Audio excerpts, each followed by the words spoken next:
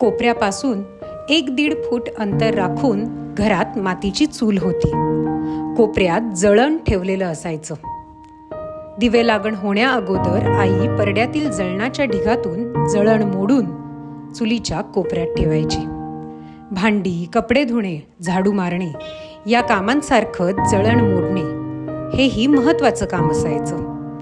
आठवड्यातून एकदा आई पाटीत भिजवलेल्या पांढऱ्या मातीत पोत्यारा बुडवून चुलीला पोत्यारा द्यायची. पोत्यारा दिल्यावर चुलीच्या एका कोपऱ्यात हळदी कुंकवाचा टिळा लावायची. चुलीच्या पाया पडायची. जिच्यावर आपलं अन्न तयार होतं त्या चुलीला देव मानण्याची प्रथा अनेक पिढ्यांपासून चालत आली होती. जुन्या चुलीच्या एका कोपऱ्यात गाडग्यांची उतरंड होती. त्यामध्ये मीठ तसंच इतर धान्य, डाळी भरून ठेवलेल्या असायच्या. उतरंडीतील गाडग्यांवर चुन्याने नक्षी कोरलेली असायची. चुलीवर एक उभी वीट लावून तिला सारवलेलं होतं. तिच्यावर दिवा ठेवलेला असायचा. दिवे लागणीच्या अगोदर दिव्यात रॉकेल भरून तयार असायचं. शेजारणीच्या घरात बसलेल्या आयाबाया दिवस मावळला की दिवे लागणीची वेळ झाली म्हणून आपापल्या घरात यायच्या. नंतरच्या काळात संत्राच्या मोकळ्या क्वार्टरमध्ये रॉकेल भरून त्यात साडीच्या घडीची वाट टाकून दिवा तयार केला जाऊ लागला. कंदील केवळ थोड्या श्रीमंत असणाऱ्या कुटुंबांमध्येच होता. सुरुवातीला एका वैलाची चूल होती. पुन्हा 2 वैलाची चूल आली. हळूहळू वैलांची संख्या वाढू लागली. वैल वाढले तरीही केवळ ठराविक वैलांनाच समान जाळ पोहोचत असे. नंतरच्या काळात निर्धूर नावाची केवळ नावालाच निर्धूर असणारी चूल आली. अर्थातच पहिल्यांदा ती देखील सुरुवातीला श्रीमंतांच्याच घरात आली. निर्धूर चूल घेण्याचं कित्येक बायांचं स्वप्न असायचं. हे स्वप्न त्या आपल्या पतीला बोलून दाखवायच्या.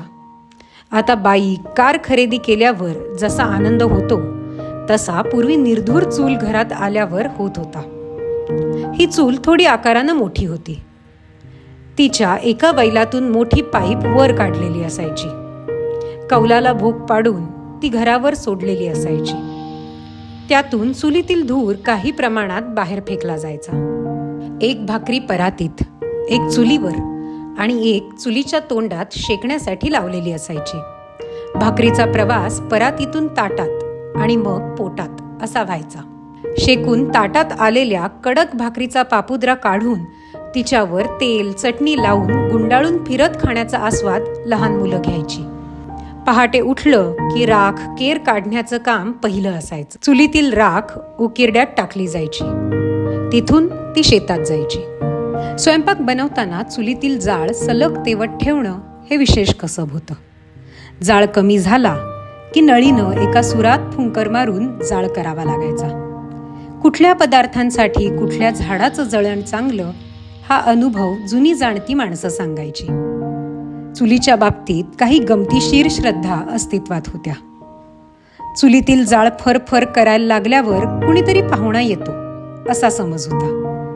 भाकरी बनवून झाल्यावर कधीकधी तव्याच्या खालील केंद्रबिंदूपासून फुलत मोठे होत जाणारं वर्तुळ पाहून तवा हसत आहे असं म्हटलं जायचं. चुलीला पाय लावू दिला जात नव्हता.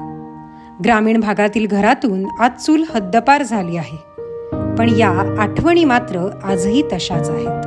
बातम्यांच्या गर्दीत हरवलेली खरी बातमी पाहण्यासाठी राईट अँगल मराठीला सबस्क्राईब करा.